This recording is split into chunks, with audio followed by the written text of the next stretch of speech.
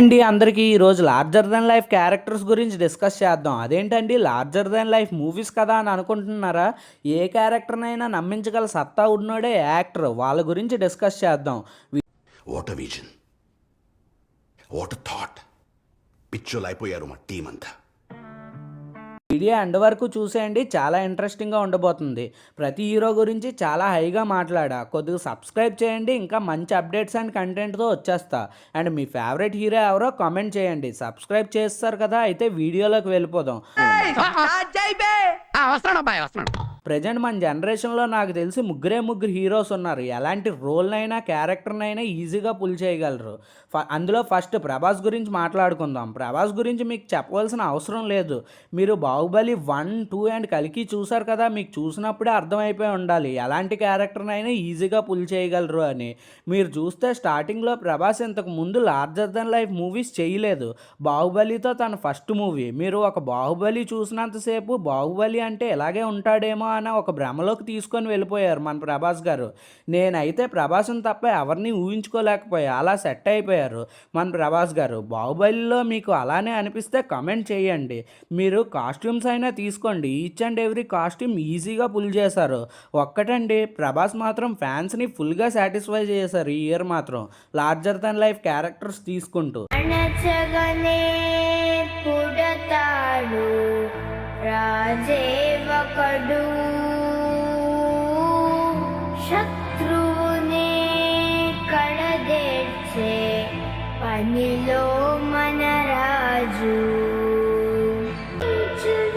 అంతు చూశాడు. నెక్స్ట్ రామ్ చరణ్ గురించి మాట్లాడుకుందాం. మీరు రామ్ చరణ్ గురించి చూస్తే నాకు తెలిసి రామ్ చరణ్కి చాలా బాగుంటాయి ఎలాంటి గెటప్స్ అయినా. రాజమౌళి కూడా ఒకసారి అన్నారు రామ్ చరణ్ ఎలాంటి క్యారెక్టర్నైనా ఈజీగా పుల్ చేయగలరు అని. మీరు చూస్తే రామ్ చరణ్ తన కెరియర్ స్టార్టింగ్లోనే మగధీర తీశారు. మగధీర తీసిన తర్వాత ఒక ఆడియన్ అంటే ఒక ఆడియన్ కూడా ఆ గెటప్ అతనికి సెట్ అవ్వలేదని ఒక్క మాట కూడా రాలేదు. ఆ వారియర్ రోల్ని డెడ్ ఈజీగా పుల్ చేశారు. తన హార్స్ రైడింగ్ చూస్తే ఒక వీరుడు ఎలా రైడ్ చేస్తాడో అలానే రైడ్ చేశారు. అది కాకుండా మన ట్రిబుల్ కూడా చూశారు కదా, రామరాజు రోల్ని వేస్తే అది అల్లూరి సీతారామరాజు గెటప్ప రాముడి గెటప్ప అని అర్థం చేసుకోవడానికి చాలా టైం పట్టింది. దాని గురించి కూడా ఎవరూ ఒక క్వశ్చన్ కూడా చేయలేదు, అసలు బాగాలేదని కూడా అనలేదు. మీరే చెప్పండి, ఎవరైనా అన్నారో లేదో కమెంట్ చేయండి. ఒక్కడంటే ఒకడు కూడా అనలేదు ఆ క్యారెక్టర్ అతనికి సెట్ అవ్వలేదు ఎందుకు చేశారు అని. అదే కాకుండా స్టైలిష్ డ్రెస్లు అయినా చూడండి, రీసెంట్గా వచ్చిన నానా ఐరన్ ఆ సాంగ్లో అయినా అన్ని కల్చరల్ డ్రెస్లే వేశాడు. కానీ ఒక్కడంటే ఒక్కడు కూడా డ్రెస్సులు ఏంటి అలాగున్నాయి అని ఒక్క కమెంట్ కూడా రాలేదు, చూడలేదు కూడా ఇన్స్టాలో ట్విట్టర్లో ఎక్కడా కూడా. ఆఖరికి ఆరెంజ్లో కూడా చూపించేస్తాడు. షర్ట్ వేసినా టీ షర్ట్ వేసినా ఎలాంటి బెకారీ డ్రెస్సులు వేసినా దాన్ని అందంగా తయారు చేయగల క్యాపబిలిటీ ఉన్న హీరో మన రామ్ చరణ్ గారు. రామ్ చరణ్ గారు ఏ క్యారెక్టర్ అయినా సెట్ అయిపోతారు. ఫ్యాన్స్ని కూడా ఫుల్గా సాటిస్ఫై చేస్తారు ఎలాంటి క్యారెక్టర్తో అయినా.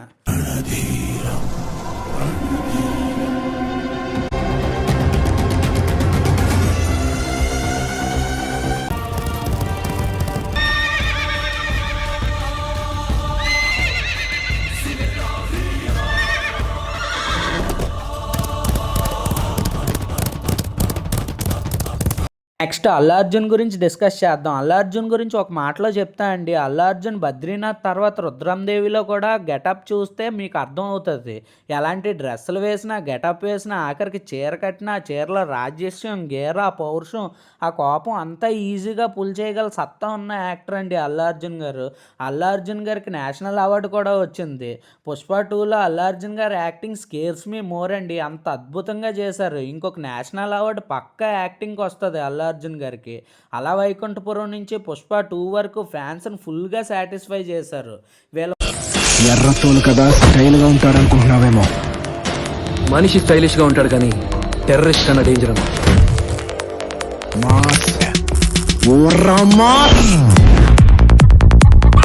పప్పుల్లో వాయించే డీజే కాదు, పగిలిపోయేలా వాయించే డీజే. ఈ కేసులో న్యాయం ఉందంటే చాలు, న్యాయం జరిగిపోద్దంతే. ముగ్గురు లార్జర్ దెన్ లైఫ్ మూవీస్ తీస్తే మనకు మాత్రం పండగే. సినిమా లవర్స్ అందరూ ఎంజాయ్ చేస్తారు. నేను ఎందుకు ఇంత కాన్ఫిడెంట్గా చెప్తున్నా అంటే అలాంటి గెటప్ అయినా ఇవ్వండి, దాన్ని ఈజీగా మనల్ని నమ్మించగలరు. నమ్మించగల సత్తా ఉన్నోడే యాక్టర్. నాకు తెలిసి వీళ్ళ ముగ్గురు మనల్ని ఎలాంటి గెటప్ ఇచ్చినా మనల్ని నమ్మించి సాటిస్ఫై చేసి ఎంటర్టైన్ చేసే ముగ్గురు టాప్ హీరోస్ అండి నాకు తెలిసి. మీ టాప్ హీరో ఎవరో కామెంట్ చేయండి. ఈ వీడియో మీకు ఎలాగనిపించిందో కామెంట్ చేయండి. నెక్స్ట్ వీడియోలో మన తెలుగు మూవీస్ ఎందుకు ఇంత రీచ్ వస్తున్నాయని డిస్కస్ చేద్దాం. ప్రభాస్ కమర్షియల్ సినిమాలు చేస్తూ కమర్షియల్ హీరోయిజంని ఎలివేట్ చేస్తూ నాకు నచ్చిన విధంగా సినిమాలు తీసుకుంటూ వచ్చానండి. హీరోయిజం ఎలా ఉండాలి అని ఎప్పటికప్పుడు ఆలోచించుకుంటూ నెక్స్ట్ లెవెల్కి ప్రతి సినిమాలో ప్రతి హీరోకి ఒక ఎలివేషన్ ఇచ్చాను కదా, ప్రభాస్కి నేను ఏమి ఇచ్చాను అని నన్ను నేను ప్రశ్నించుకున్నప్పుడు నాకు సమాధానం మా గురించి అందరికీ తెలుసు. బాంబే వెళ్ళామండి ట్రైలర్ రిలీజ్ చేయడానికి. జస్ట్ ప్రశ్న ఇన్వైట్ చేసాం అంతే. దాంట్లో కొంతమంది అక్కడక్కడ ఉన్నారు. లోపలికి వెళ్ళిన వెంటనే ఇప్పుడు మీరు ఎలా అరుస్తున్నారో అలా అరుస్తున్నారు జనాలు బాంబేలో, ఇక్కడ కాదు. చరణ్ని మై హీరో అంటా ఉంటాను అస్తమాను. చరణ్ గురించి నీ దగ్గర నుంచి నేను నేర్చుకున్నది ఉంది అని అన్నాను. ఇప్పటివరకు చరణ్ కూడా చెప్పలేదు. ఎందుకన్నానో చెప్తా. ఇలా చేయాలి, ఇలా చేయాలా, అలా చేయాలా, ఇలా చేయాలా అని ఆలోచించి మెంటాలిటీ నాది. అలా కాకుండా ఒక మెడిటేషన్ లాగా కంప్లీట్గా ఒక బ్లాంక్ పేజ్ లాగా క్లియర్ మైండ్తో వచ్చి ఇప్పుడు ఏం పని చేయాలి, మీకేం కావాలి, అది నేను ఎలా చేయగలను అలా ఆలోచించి మెంటాలిటీ చరణ్ది. అలాంటి మెంటాలిటీ నేను ఎవరి దగ్గర చూడలా. తన గురించి తను అంత సెక్యూర్గా ఫీల్ అయిన యాక్టర్ నేను ఇప్పటివరకు చూడలేదు. బన్నీ, నీ డెడికేషన్కి హ్యాట్స్ ఆఫ్ మ్యాన్. పెట్టి ఎఫర్ట్కి, నువ్వు పడే కష్టానికి, యాక్టర్ మీద నీకున్న నమ్మకానికి, everything hats off. You are a gift to the industry. నిన్ను చూసి చాలామంది ఇన్స్పైర్ అవ్వాలి, అవుతారు. నీలాగా నువ్వు పడినంత కష్టం చాలామంది పడాలి. ఇంత కష్టపడితే నీ అంత ఎత్తు ఎదుగుతాం అన్న ఆశతో you will be an inspiration for all of them.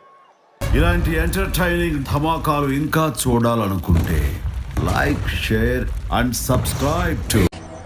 నన్నే మాట్లాడించు కదా, ఎంజాయ్ చేస్తున్నాను. అందరికీ bye. Like, share, subscribe, repeat చేయండి. ఉంటాను.